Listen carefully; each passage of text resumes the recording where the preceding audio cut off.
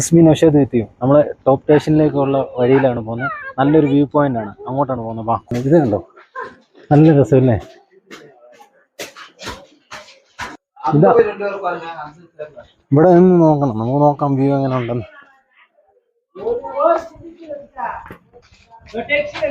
Pass ഉണ്ടോ? എത്രയാ? 20.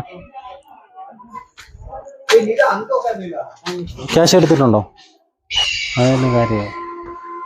ഉണ്ട്, ക്യാഷ് ഉണ്ട്.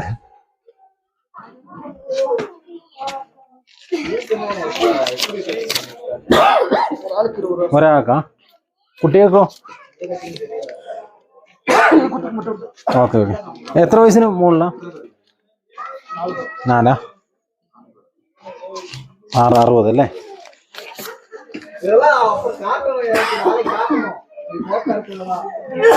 ഓക്കെ. പെർ ഹെഡ് ഇവിടെ 20 രൂപ ചാർജ് ഉണ്ട്. നമ്മൾ കുറേ ഇങ്ങോട്ട് നടന്നു വരാനുണ്ട്. ആ നടന്നു വന്നതൊന്നും വെറുതെ ആയിട്ടില്ല. അത്രമാത്രം രസകരമായ ഒരു കാഴ്ചയാണ്. താഴേക്ക് അത്രമാത്രം താഴ്ചയിലാണ് നമ്മൾ നിൽക്കുന്നത്. ഒരുപാട് ഉയരങ്ങളിലാണ്. മലനിരകൾക്ക് മുകളിൽ നിന്ന് നോക്കുന്ന ഒരു ഫീലാണ്. താഴോട്ടൊക്കെ നടന്നിറങ്ങി പോകാനുള്ള സ്പേസ് ഉണ്ട്. വഴി ഇങ്ങനെ താഴേക്ക് പോകാനുണ്ട്. ആ താഴത്തെ മരം കാണുന്ന അവിടെ വരെ നമുക്ക് പോയി നിൽക്കുകയൊക്കെ ചെയ്യാം. ഇവിടെ നിന്ന് നോക്കുമ്പോൾ വലിയ കുഴിയിലേക്ക് നോക്കുന്ന ഒരു ഫീലാണ്. നമ്മളിവിടെ നിന്ന് നോക്കുമ്പോൾ തന്നെ നമുക്ക് കാണാനും ഫീൽ ചെയ്യാനും മനസ്സിലാക്കും. ആ മലനിരകളൊക്കെ നമ്മുടെ താഴെയാണ്. ഇവിടെ നിന്ന് താഴേക്ക് നോക്കുമ്പോൾ വേറൊരു ഫീലാണ്. അത് അറിഞ്ഞ് ആസ്വദിക്കേണ്ടത് തന്നെയാണ്. എന്ത് രസകരമായ കാഴ്ചയാണ്.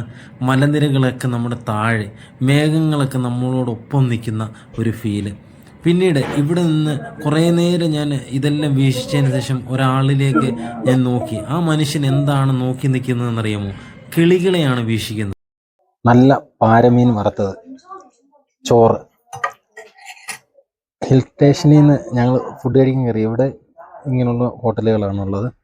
നല്ല രസം, അടിപൊളി രസം. സാമ്പാറുണ്ട്, സാമ്പാറെ ഒഴിച്ചു. ഇതാണ് ഹൈലൈറ്റ്. ഈ പയർ കഴിക്കുമ്പം ആ സ്കൂളിൽ പണ്ട് നമ്മൾ കഴിച്ചില്ലേ, ആ ഒരു ഫീലാണ് കിട്ടുന്നത്. ഉച്ചയ്ക്ക് സ്കൂളിൽ നിന്ന് ഈ പയറൊക്കെ കഴിച്ചിട്ടുള്ളവരും കമൻറ്റ് ചെയ്യും. ഞാൻ കഴിച്ചിട്ടുണ്ട്. വീട്ടിൽ നിന്ന് ഫുഡ് തന്നാൽ പോലും ഞാൻ അത് കൊണ്ട് കളഞ്ഞിട്ട് കഞ്ഞിയും പയറും കഴിക്കുമായിരുന്നു. എനിക്ക് അത്ര ഇഷ്ടമായിരുന്നു. ആ ഒരു ഫീല് വല്ലാത്ത ഫീലാണ്. അങ്ങനെ പാര വറുത്തത് എങ്ങനെ ഉണ്ടെന്ന് ഇതുണ്ടോ? പാരമീൻ വറുത്തത് ഫ്രഷ്, അടിപൊളി. പോരുന്നു, നമുക്കൊന്ന് ചേരിക്കാം. Signing off.